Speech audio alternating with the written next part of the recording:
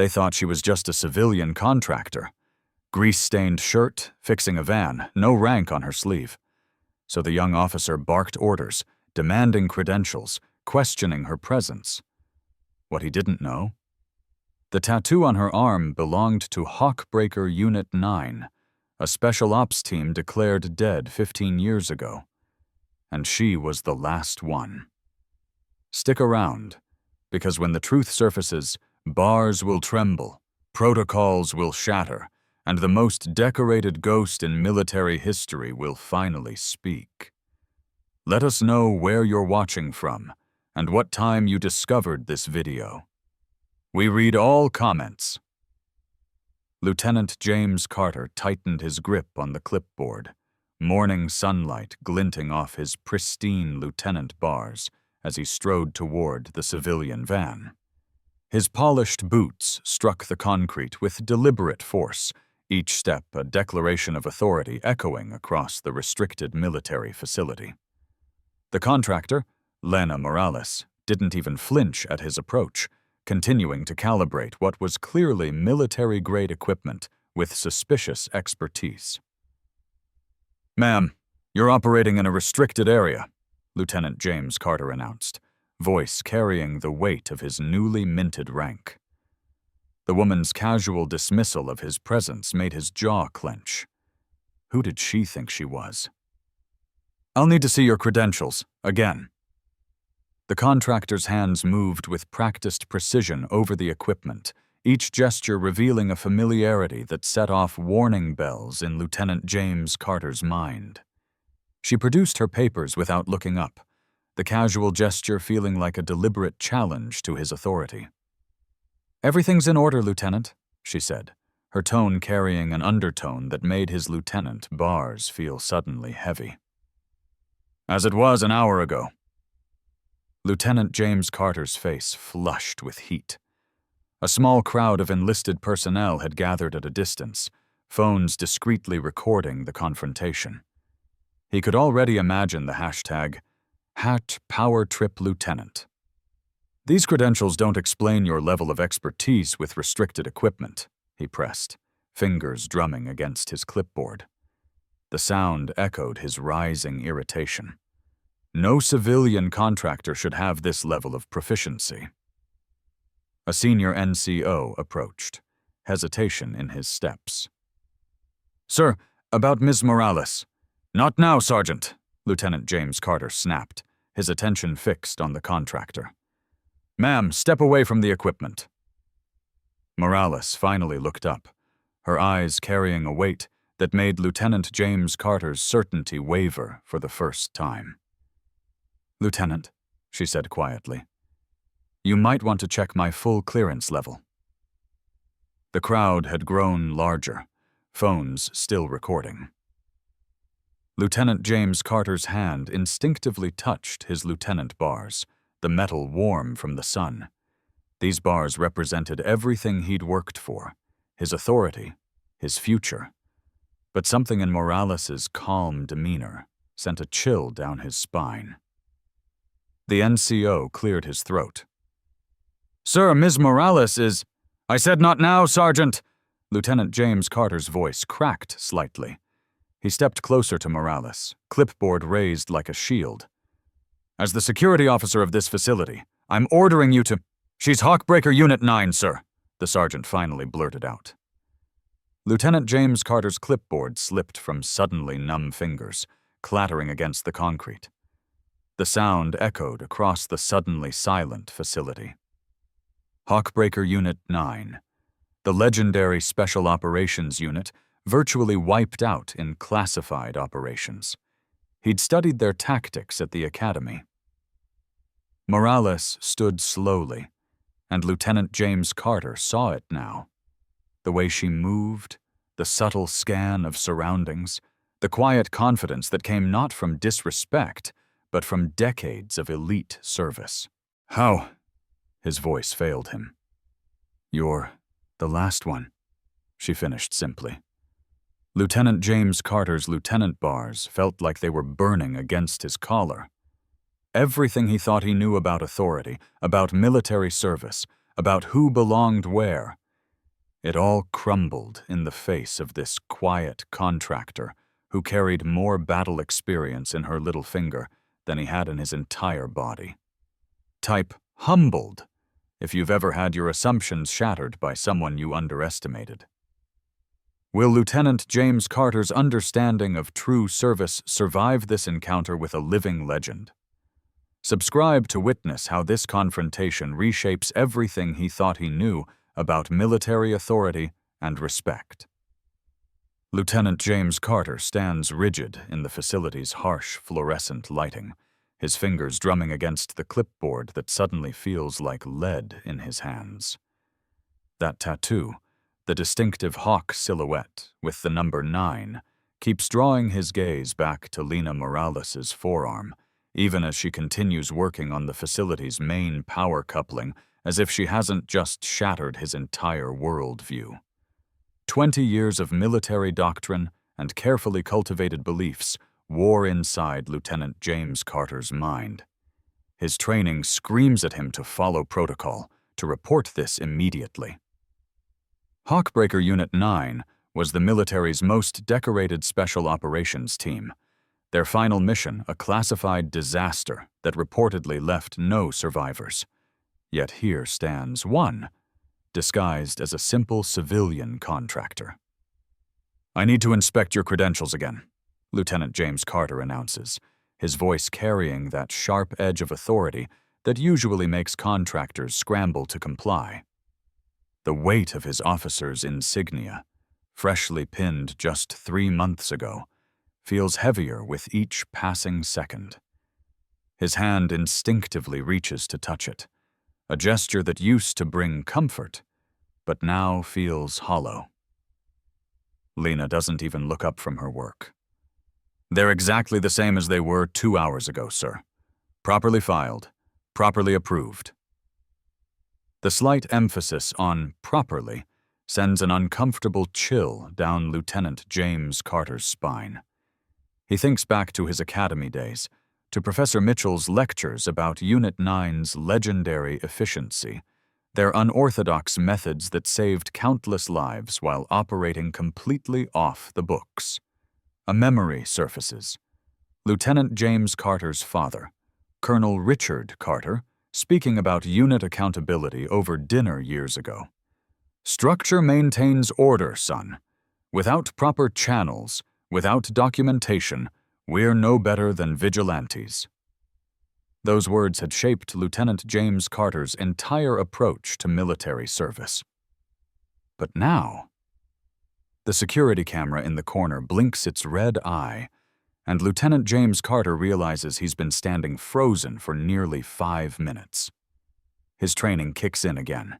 He should be filing a report, alerting command, following the 27 specific protocols for unauthorized personnel.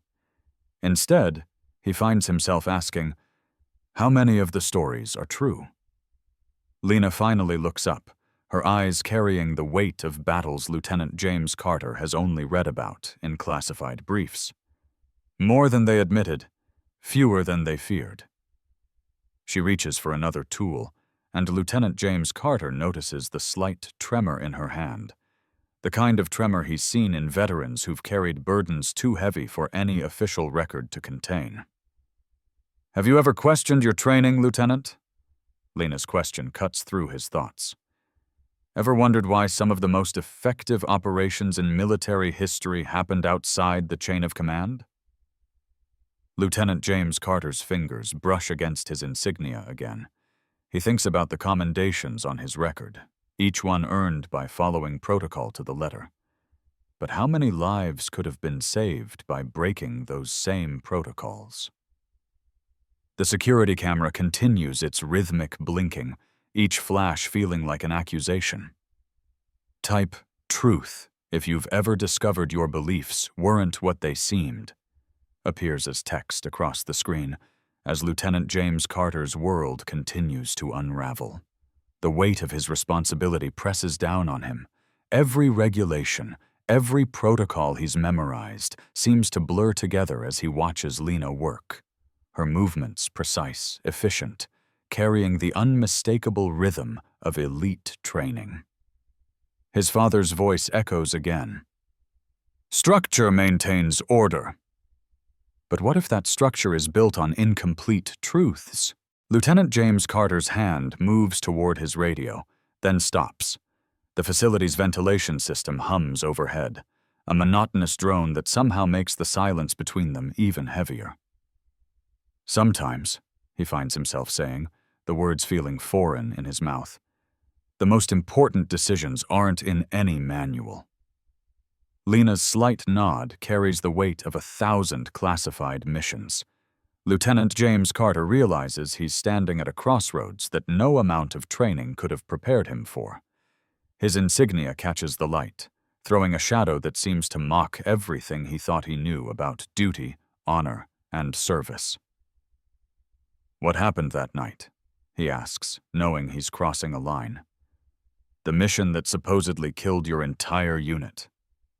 Sometimes, Lieutenant, Lena responds, her voice carrying decades of carefully guarded truth. The official record protects the wrong people. She reaches for her toolbox, and Lieutenant James Carter notices a scar on her wrist, the kind that comes from breaking free of restraints. The question isn't what happened that night. The question is, what are you going to do with what you know now? Lieutenant James Carter's world has shifted fundamentally in the space of an hour. Everything he believed about proper channels and protocol suddenly seems naive, almost dangerously simplistic. The security camera blinks again, and he makes a decision that will change everything that follows. Share this video if you've ever discovered a truth that changed everything, flashes across the screen, as Lieutenant James Carter takes his first step away from everything he thought he knew about duty and honor. Lieutenant James Carter's hands trembled as he gripped his clipboard, the polished brass nameplate catching the harsh fluorescent lights of the base's security office. The trending hashtag, Hidden Heroes, blazed from his monitor screen, mocking everything he thought he knew about authority and control.